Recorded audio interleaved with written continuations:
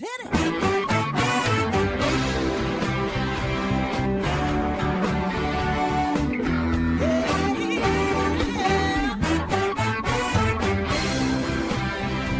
Well, hi, everyone, and welcome to Alzheimer Speaks Radio. I'm your host, Lori La Bey, and I'm so excited that you're joining us today. We are going to have a fascinating conversation, as usual, as we learn from people all around the world at all ages and stages of life. Stay tuned as we shift our dementia care from crisis to comfort. Here we go. What you think about,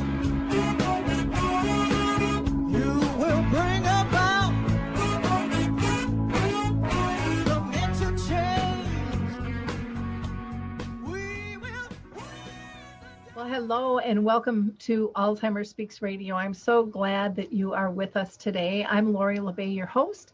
And for those of you that are new, Alzheimer Speaks is about sound information, not just sound bites. We want to talk with people that are in the trenches dealing with things from living and caring for somebody, a person with dementia, researchers, people providing services, products, and tools, a little bit of everything. So maybe you can be one of our guests. Now, if you enjoyed our opening music, it's called Clarion Call by the Mark Arneson Band, and you can download that on any of your favorite music platforms. Today, we're going to be talking with an author that's written a very interesting book. But before I introduce her, I want to give some shout outs. One is to dementiamap.com. You can go there for all kinds of resources and find out about events as well. That's dementiamap.com. There's also the Memory Cafe directory, which is really exciting because the memory cafes are now starting to open back up. And you'll be able to find those that are meeting in person as well as those still continuing online. I'm still doing mine in Minnesota online, but anybody around the world is open to join us. We do that on the second and the fourth Wednesday of each month from 1 to about 2:30 in the afternoon Central Time. I also want to give a shout out to Lorenzo's House. We just did a show on them the other day, but they are doing a youth camp, and that is going to happen on June 21st. So you're going to want to find out more about that. Just go to lorenzoshouse.org, and you can go to their events section to learn more. But it'll be a really fun thing for, I believe it's middle school to college age children. Also on June 23rd, I will be doing a presentation actually on Dementia Map, which will be virtual. And you can find out more information on that. Just go to alzheimerspeaks.com on our main page. And then one last reminder is Maud's Ventures is giving seed money, $50,000 to $100,000 for 3 different challenges. So check out Maud's Ventures and learn more there. So it's time to introduce you to our guest. I am thrilled to have with us Caroline Boxall, and she is a mother of 5, a primary school teacher, a tutor, and an author.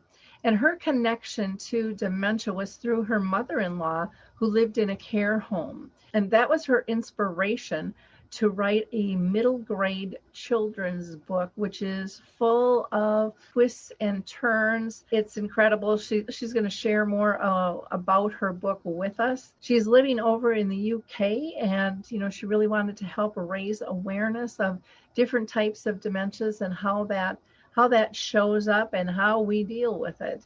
And I'm glad to bring her over to America to share, as well as all the other countries, as we do have a global platform. Well, Caroline, I'm so excited to have you with us today. In the intro, I mentioned that your mother-in-law had dementia, but can you give us a little more detail, a little more background, just as to how that affected you and your family? Yeah, so we're a big family. I've got 5 children. And my mother-in-law, about 10 years ago, we noticed that she started forgetting things and repeating things and just not being quite herself. After my father-in-law died, we saw quite a lot of her because she lived quite near us. And she would come for tea every Sunday afternoon. And my husband would go and fetch her and bring her back, and she would always try and make us a cake or a flan or something nice to eat. And I think we realized that something was wrong when she brought her cake and she proudly opened the tin, and there'd been no egg in the tin, so in the cake mixture. So of course it was just like a flat pancake, and we all dutifully sat there and ate it and said, "Oh, Grandma, it's fantastic! Thank you so much." And she said, "Oh, I think I must have. I think I left out the sugar." And we realised that maybe something wasn't quite right, and it just got a little bit worse really slowly, because she was already well into her 80s when this started, and we were lucky, I suppose, that it was quite a slow progress. But then she started saying really strange things, and for us as a family to cope with that, we tried not to get sad. We tried to see the funny side of it. And so when she said things, we didn't laugh at her. We tried to laugh with her, because she had a really good sense of humor. And so when she said something funny, we would say, "Oh, Grandma, that's fantastic. I love the way you said that." And she would then almost play on it. It was almost as if she knew. And so she would carry on the conversation. And we have one, there's a family, and she died about 3 years ago, but we always call a Kiwi Ki Gabrielle I, because and that every time anyone mentions the word Kiwi, we always have a bit of a laugh, and we remember Grandma, because one day she made a flan and she said, "I put kiwis in this flan," and we said, "Oh, kiwis," because it was obviously peaches.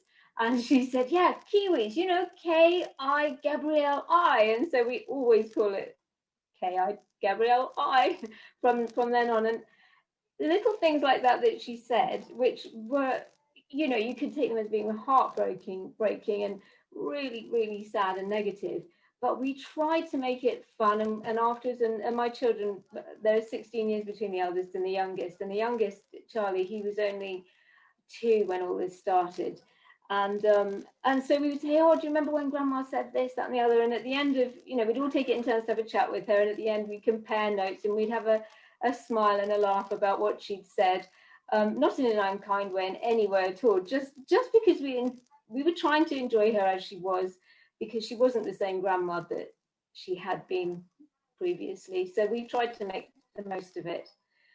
And then it came to a time when we had to get a carer. She'd had a very bad experience with her mother, who'd had to go into a home in Switzerland. She was Swiss, and her mother-in-law was in a very severe home, and my mother-in-law didn't know really what was going on, and as she was in England, it was quite difficult to keep track. So she always said to my husband, "Please don't ever put me in a home." And I think that's the same with a lot of people as they're getting older. They don't want to be put in a home. And she said, "I really want to stay in my house. Please don't put me in a home." So that was really difficult. And we had a carer who lived in with her for a while, but it was uncanny. Every time we went anywhere, we wouldn't go far away, but anytime we went anywhere, we'd get a call. She'd either fallen or something had happened, and we'd have to come back. And in the end, the one carer couldn't cope, and 2 carers couldn't cope, and so the time. In fact, she ended up in hospital, and the hospital said she needs to go into a home. So that's why we then had to move her. And in fact, the first home we moved her into was quite nice. It was near us, but then a space came up at a really, really nice home that was very close to us. And so she spent about a couple of years in there. And it was while she was in there, and in fact, all the time leading up to that, her time in hospital, her time in the first home, the time in the second home, we met some fantastic people. She was on the dementia floor, but the people we met, and the different types of dementia that we came across, because we visited quite a lot. And that was when I thought, these are really interesting characters. And my perception of dementia was never it was just a sad thought that somebody was not able to remember things. That was pretty much all I knew about it. But seeing all these different people and the different levels of dementia, and some really young people as well, which was sad, really, really sad. People who had been doctors and business people and reduced in their capacities, but still very much people to be, to talk to, and they were great fun to talk to as well. And a bit like on our Sunday afternoon tea parties, we would come back home and we'd say, oh, I spoke to Brian and he said this, and I spoke to, and it made our visits to Grandma so much more fun, because we were looking for interesting and exciting and funny things that people said. And I think that's the only way we could deal with it, to see the funny side of it, and to make it into, not it's harsh to say entertainment, but make it into a fun visit for all of us. And my son, who was about 5 by then, he hadn't known Grandma when she, not really, before the Alzheimer's struck. And so he would speak to her just as if there was, that's Grandma, that's how she is, there's nothing sad, that's Grandma, she doesn't remember things, I have to speak really, really loudly. And he would do that to all the people in the home. And the things that the people said back to him, because he was so little, it was just fantastic. It was absolutely brilliant. And he started playing the piano when he was about 7, just because they had a piano in this home, and he wanted to be able to play Christmas carols for them. And so he learned to play In the Bleak Midwinter, and that was his only carol, but he played it every time he went in, and they would clap, and then he'd play it again. And it was fantastic. We just loved it, and he loved going in, and he would stand up and he'd take a bow, and it was, I mean, anywhere else it would have looked really precocious, but because of where we were, it just didn't matter at all, and he had no inhibitions at all. And that's when I thought to myself, these characters should be in a book. What would happen if a child found himself living on the dementia floor of a care home? And I thought, there's no way a child could ever live on the dementia floor of a care home. And so I had to think up a reason why he had to be there. And that's how I got the idea for my story. That is the basis of it. And I used a lot of the characters from the various places, the hospitals and the care homes. A lot of them are in the book, obviously with different names, and tweaked quite a lot. But I knew it was real. I knew these things could be said, because they actually had been said. They had been done, and so it was fun writing it. And it was fun remembering my mother-in-law and how she was when she was in the home. Well, I love when you're talking about your son, because my daughter only knew her grandma with dementia too. And there was no difference, a total acceptance. Let's just play. No judging. Everybody's a little different, and I just think children are brilliant and can teach us adults so much. So I'm glad that you kind of saw the light between them and wrote this book to highlight this.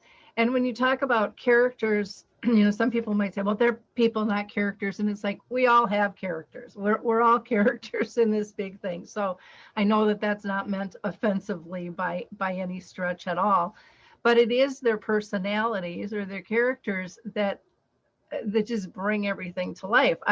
When you were talking about that, it brought me back to visiting my mom and the different people and their personality styles, and from the grumpy old person that didn't socialize and just wanted to put everybody down, to there was one woman, and she was like 100 years old, and she watched over my mom, and she would come up, and every time she'd come and sit by me, and she'd hold my hand, and she'd go, your mom's having a hard time sometimes, but don't worry, honey, because I'm here for her, and it was just like, oh, melt my heart. I mean, just this huge variety. And then you have the repeaters and, the agitators. And there's just so many different things that come out. But how you can deal with each of those mannerisms and the stories they tell are just incredible.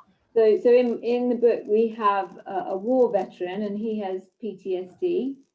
And he helps Billy, who's the protagonist. He helps Billy with the history project and tells him all about his experiences in the war. And then we have Beryl, who I've just written it down here to remind me of which.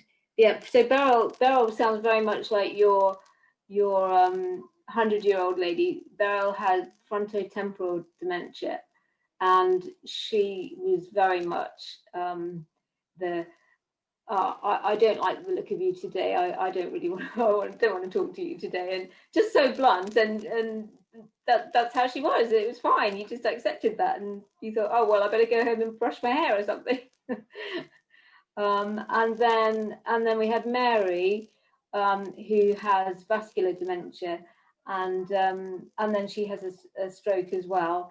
And she was actually based on 3 characters that I merged together, 2 of whom were actually called Mary, but there are plenty of Marys in England, so I don't think anyone will realise who they are. But it was very easy to get the characters right in the home because they were there. They were real people, and they said those real things. I love when you said the war vet and he helped with the school project. I mean, it just like melts my heart. I just think sometimes, and actually a lot of times, people overlook what they can give and contribute to our lives because we've just been told they can't. They can't participate, they can't give, they can't understand, they can't do. And to give them value again, to be able to participate. And then you just see that pride, and they start sitting up straighter, and the smiles that come on their face. And it just changes, in my opinion, the whole atmosphere in the room, when you give somebody purpose. And that kind of ripples off. There's that deep connection when people are talking, passionately and really truly engaged, not just, what's the weather type thing, but really having meaningful conversations. And not that we know if the details are always right, but when you're engaged, it really doesn't make any difference because you're really listening. Yeah, I think that's one of the things we found. That it was difficult to begin with, especially for my husband, I think, when she was saying things that really hadn't happened or didn't happen, or they'd happened to somebody else, and she was saying it happened to her. And he was trying to that and trying to remind her what actually happened. And then it didn't take long before we got to grips with the fact that it didn't really matter what the conversation was. It didn't matter if she got it right or if she got it wrong. You could have a really good conversation. And I had a really good conversation with her once about whether she ought to have another baby.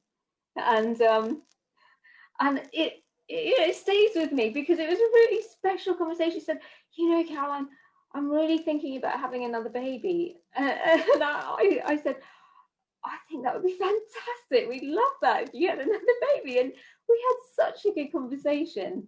And we had loads like that, but that was one in particular that I remember. A lot of people thought that their parents would come and visit them.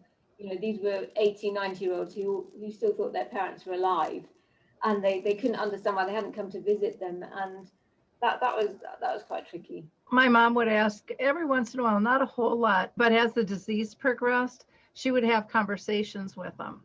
And one of the things that I appreciated where she was at, because some communities and some staff and some people, family members in general, will go, oh, she's crazy. Give her medication, that's inappropriate. And it's like, they really got that she wasn't stressed. She was extremely comfortable. She was calm. They were alone. Yeah. This isn't hurting anybody. And I personally wonder if she really was, kind of crossed the veil and having those conversations, because I've had communication with my mom when she couldn't communicate. She started coming to me in dreams, and even after she passed. And, you can tell me those weren't real, but they were very specific, in the moment, pertinent information every single time. Call me crazy, but none of us really know that for sure, what that is. It doesn't even matter, because to you it's real, that's fine. Yep. Well, and again, as long as nobody's getting hurt, through this. I think sometimes when there are those conversations and, people are looking out the window just talking or whatever it is, I think for some people it scares them because they're just fearful that that could actually happen or it doesn't go with their beliefs. And it really has nothing to do with the person and their quality of life at all. And that's, I think, where we really fall down. Why don't you tell us the title of the book? It's Raining in Moscow. Oh, can you see that? And I Forgot My Umbrella. And you'll see it has a very Russian feel to it. I think you can see that's Billy there. That's Gran. And this is the Russian twist in it, which maybe we'll come to a bit later. So it's Raining in Moscow and I Forgot My Umbrella, but I can't tell you why it's called that because you have to read it. So when I was looking at the title, it looks like the A's are upside down. Yeah, it was just to make it look a bit more Russian. Okay. The very clever graphic designer, Graham Smith, who made this for me, he came up with that idea, and I thought, I really like that. It gives a real Russian feel to it. Okay. I wasn't sure or if that was something that you experienced with your mother-in-law in terms of her writing or something. Oh, I hadn't thought of that. Now, who was the target for your book? Well, when I wrote it, it was aimed at middle grade, so 10 to 12 or 9 to 13, really the 10 to 12 age group, because Billy is age 13. So that's who I wrote it for. But since I published it, there've been a lot more adults who've read it, and really the people who have experienced relations or friends with dementia, they've come back and they've said, oh, I just love the way you portray all the people with dementia. So although it was meant to raise awareness for young people, but I think really adults enjoy it as well. I think a lot of times parents, if it is a book for their kids, they want to read it first anyways, because this is a really personal and important message, that you're giving, and they're going to want to know that aligns. But I also think children's books can teach adults a lot, just in the portrayals of story and how you coped, through these storylines and your interactions. I think give people ideas of different ways to do it instead of that typical right or wrong. No, it didn't happen that way. No, it wasn't on that date and not that time. Harry wasn't there. We're so into always correcting instead of just letting the story be told and listen, or, like your son, just not knowing grandma any other way. So this was like no big deal.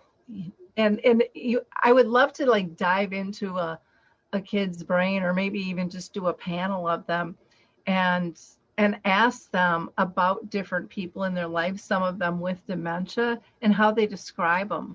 Because I think it would be just really soft and loving for every single person. They haven't been taught at a young age, to really discriminate or think things are odd. They're just kind of open. And I think for him, because grandma was really the only old person he knew apart from the other people who lived with her, he just assumed that all old people are completely deaf and have dementia. So for a long time, he was speaking to anyone who was old. He was really yelling at them and talking to them as if they had dementia. But it didn't really matter, but it was, that's all he knew. I can see that easily. I tell this story a lot on the show because to me, it still just melts my heart. But I remember the time when my daughter, who was, I don't know, between 3 and 5, I can't remember what age, and she was with her grandma, and I left them alone for a little bit because it was really important for my mom to be able to watch her grandchild. And I set them up, and they colored the whole time. But when I walked in the door, they both held up their pictures, and you couldn't tell who was prouder. I mean, there was just this innocence of connection and pride and It was just so beautiful to Yeah. see and to be able to experience that side of a parent or an in-law or a friend, whoever it might be, to really relish in that innocence that so often is hidden as an adult because we're trying to fit in. We're trying to be what everybody else wants to be. And I think sometimes society as a whole overlooks that authentic piece that comes out, because like you said, the filters are gone and they just say what they say. Yeah, and I think what can be quite hard is when you see the adult who is regressing almost into childhood, and the child who is progressing as they grow up. And there comes a point where they actually cross over, and the child becomes more advanced than the adult who's getting worse and worse and worse. And that I found that quite hard Mm-hmm. to compare the two, because they were so similar in a lot of ways. And that is quite hard, isn't it, when you see that happening? Yeah. Do you think, and I can just speak from my own experience with my daughter, but I think my daughter's experience with her grandma made her such a compassionate person. Definitely. Totally different from the majority of her friends in terms of how she looks at life and how she treats people. And I mean, it's kind of amazing. And people go, "Oh, she just got that from you." And I'm like, "Oh, well, yeah, that was kind of my personality." But I think it was more than that. I think it was her personal experience with her grandma. 100%, definitely. And when she did die, and he was so sad that she died, but also he really, really missed going into the home and seeing all the other people. And afterwards, he said, "Can we still keep visiting?" And we weren't allowed to, but he really wanted to. That was part of his life. He loved speaking to them, and he loved the fact that they all had time for him, and they all thought he, because old people love, on the whole, they love young children going in, don't they?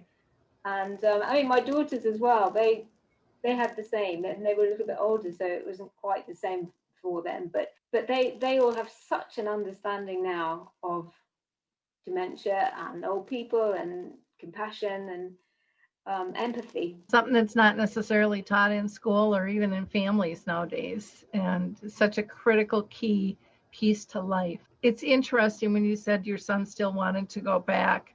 My daughter felt the same way, even though it was hard, and we had a really good relationship there, so they did let us come back and kind of visit with people because we were just so part of the family up there.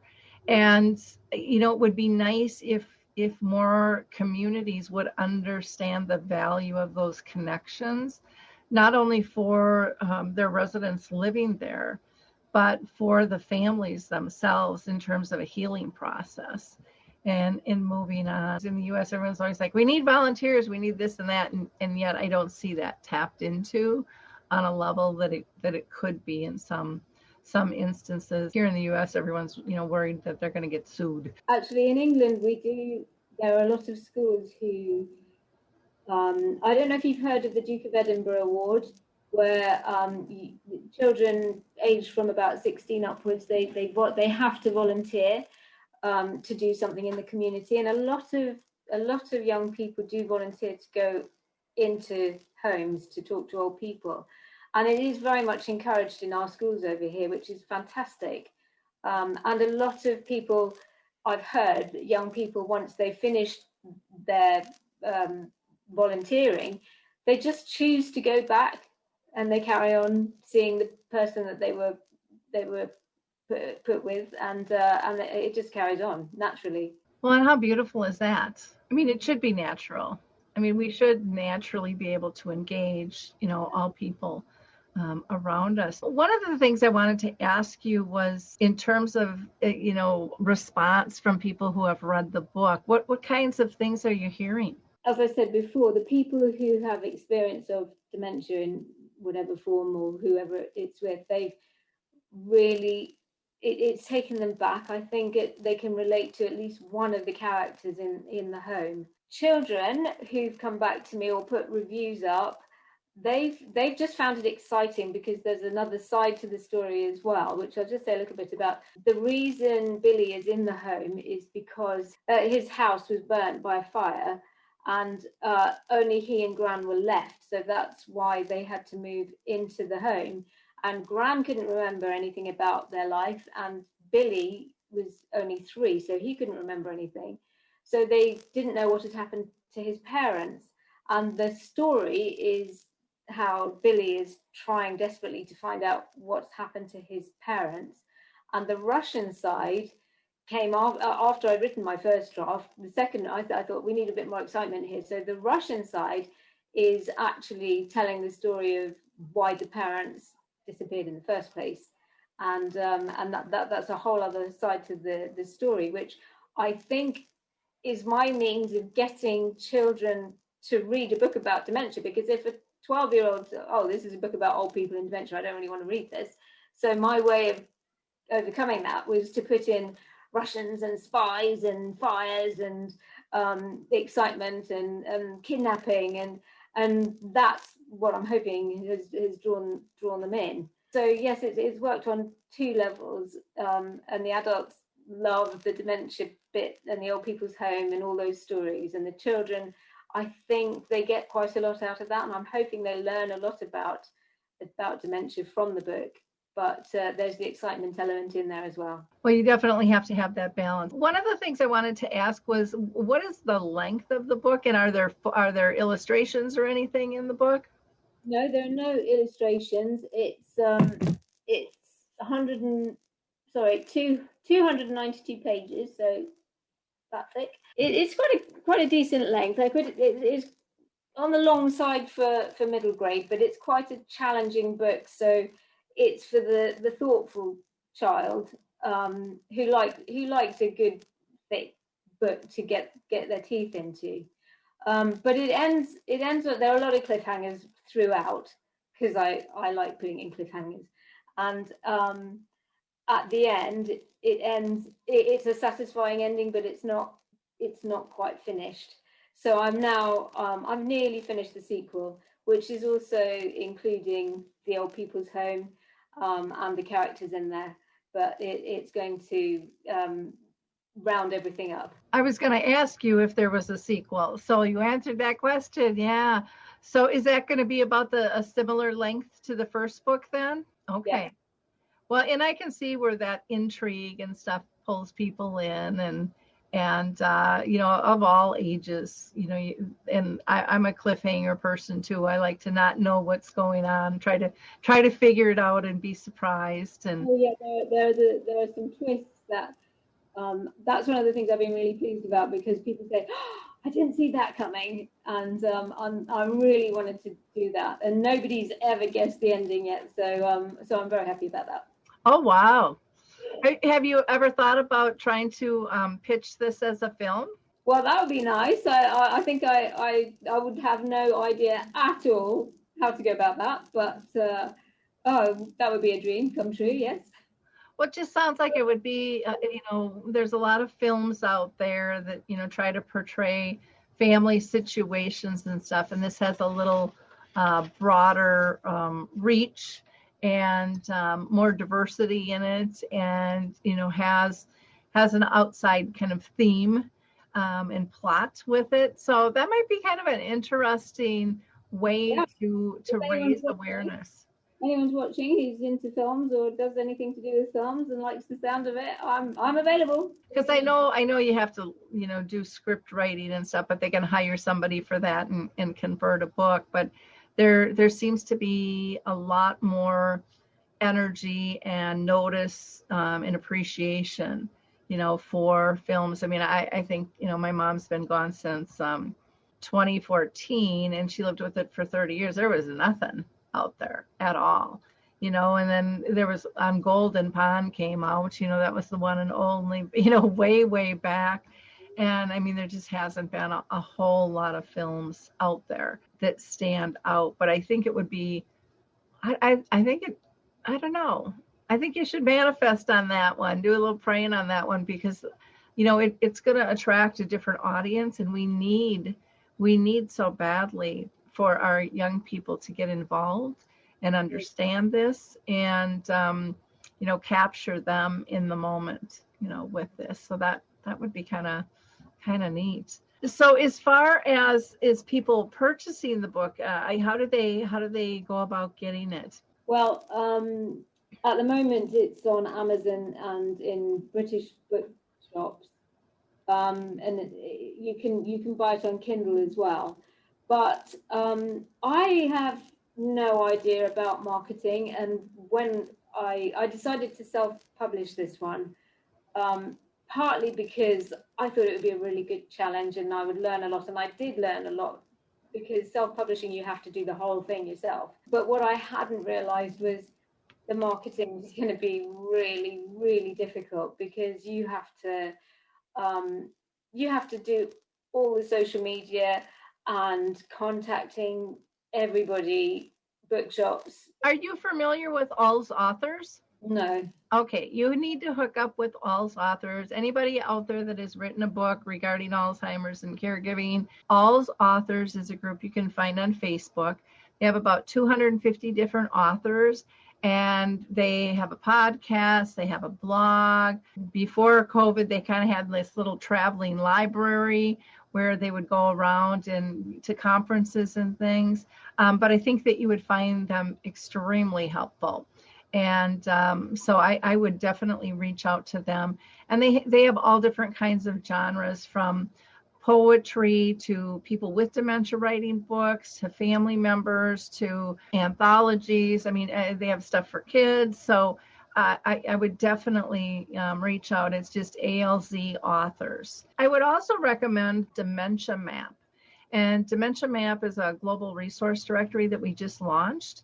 And we have 3 different, plans that are out there. One is free, because we think everybody who has a service, product, or tool is of value.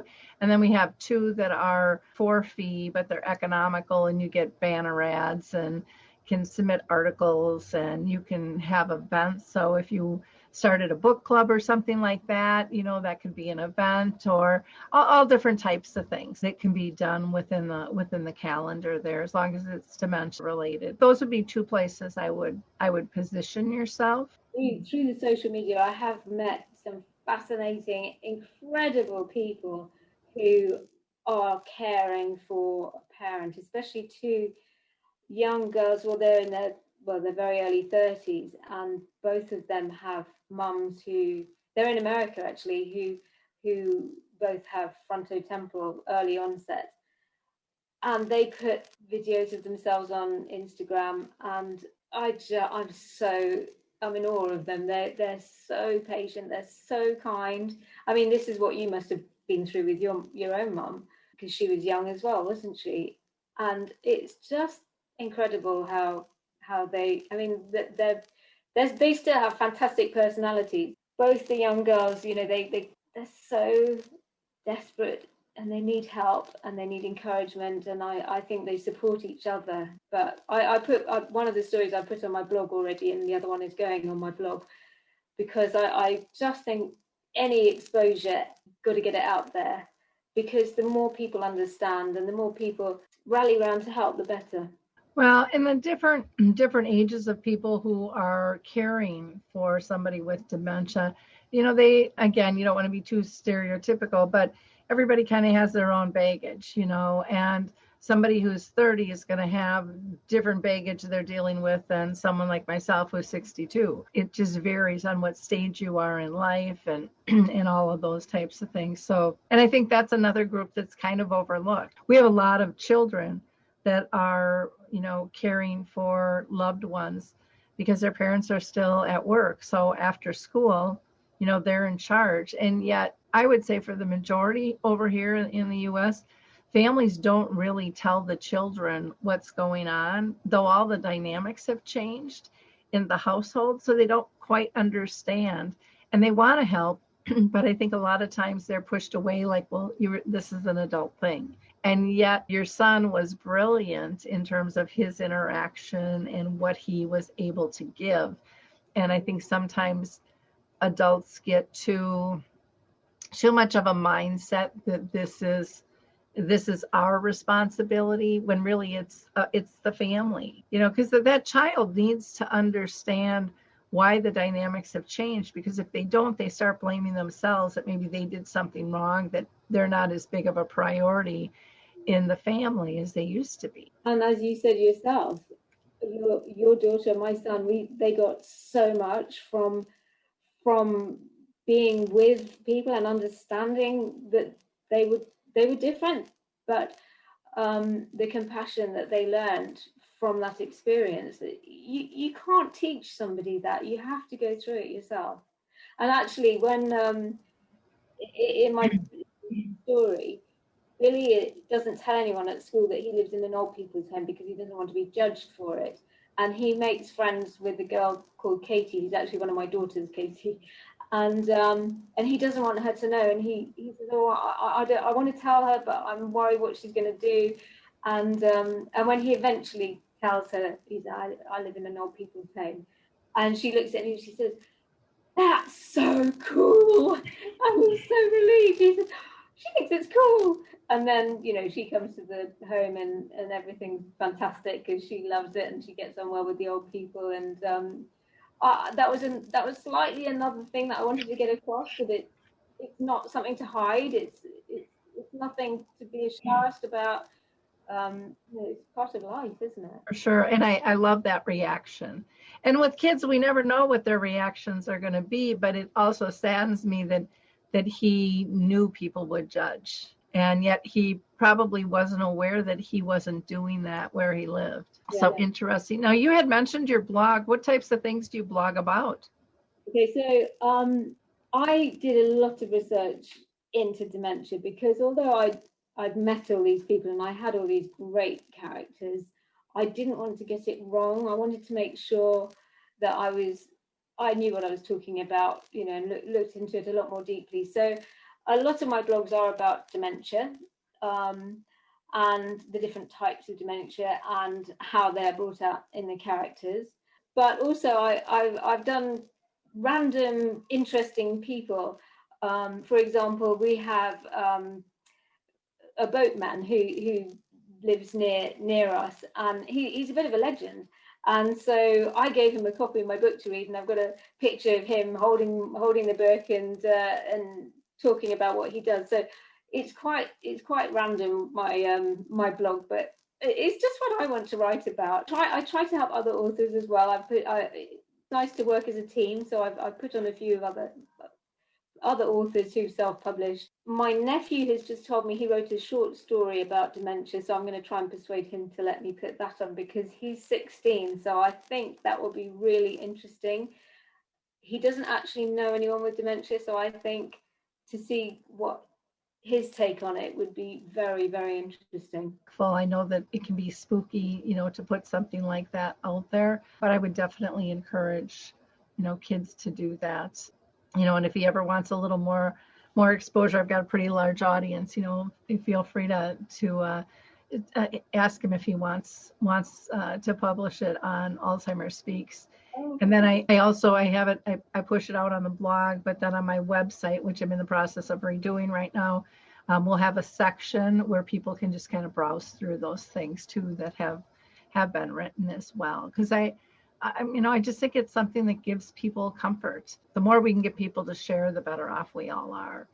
Yeah, the other thing I've tried to do, but I'm not making very much headway, is I've put together a PowerPoint for schools which explains a bit about dementia, and it's actually I'm a primary school teacher anyway, so I know how these things work, and I put together a PowerPoint which explains about dementia, and then there's a competition for children to write a story, and it has to have the words "It's raining in Moscow" and "I forgot my umbrella" to fit it into the story somewhere.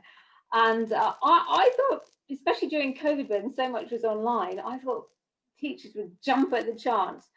But I have very, very few back. But those that I have back, I'm starting to publish the children's stories, and that's quite nice. But I was a bit disappointed. Maybe I'm not approaching the schools very well.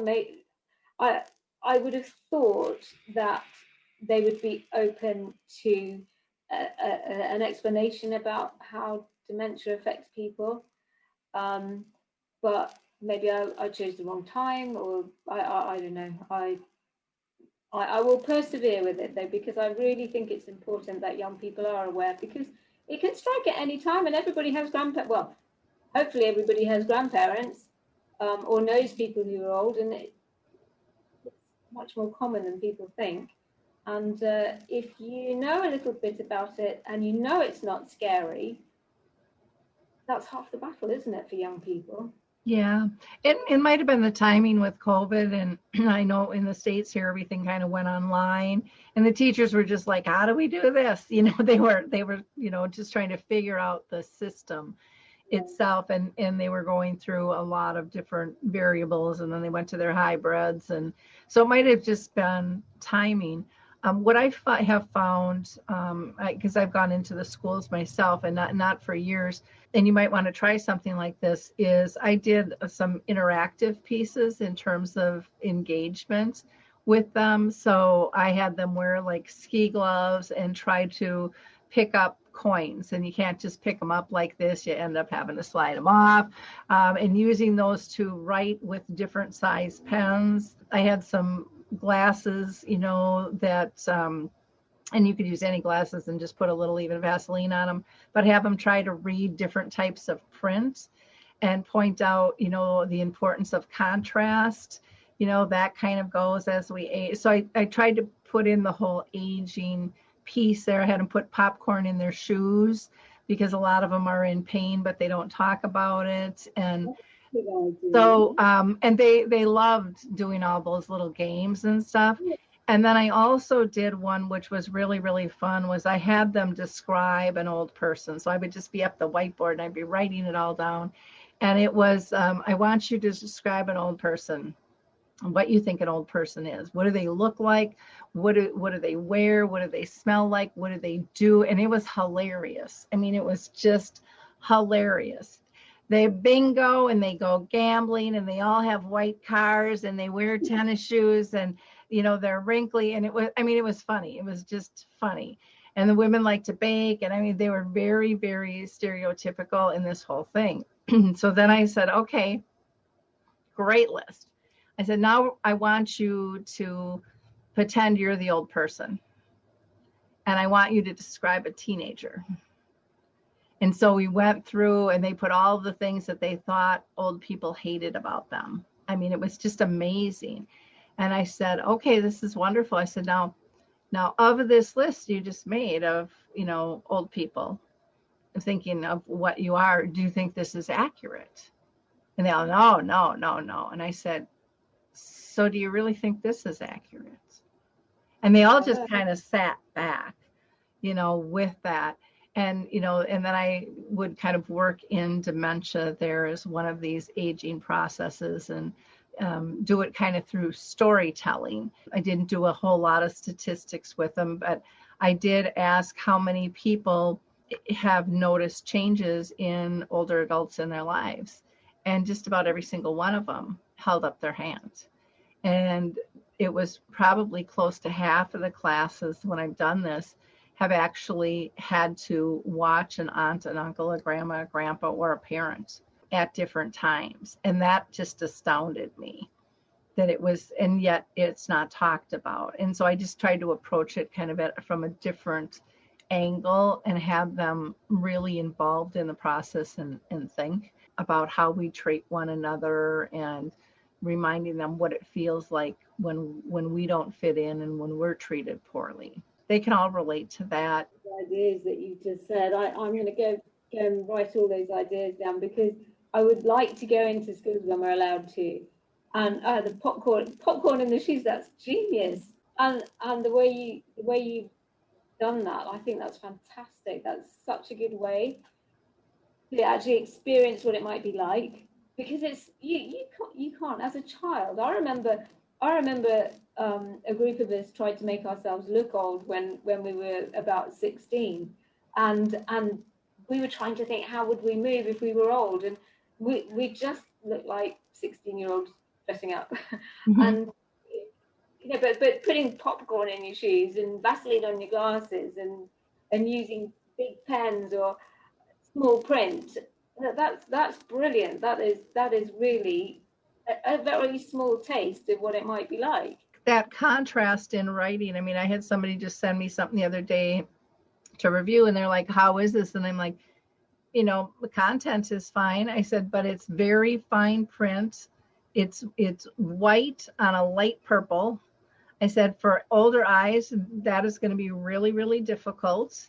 And, we're so used to filling pages instead of really communicating, what are the specifics that are needed. Anything, Caroline, that we haven't covered regarding the book? It sounds fascinating. So I'm very excited for you. And again, I hope you connect with all those authors. And I hope that you list it on Dementia Map too, for more people to be able to find as well. Yeah, I'm definitely gonna look at that. So as far as contacting you, what's the best way for people to get a hold of you? Through my blog. So my blog is carolineboxall.com, or I'm also on Instagram, Facebook, Twitter.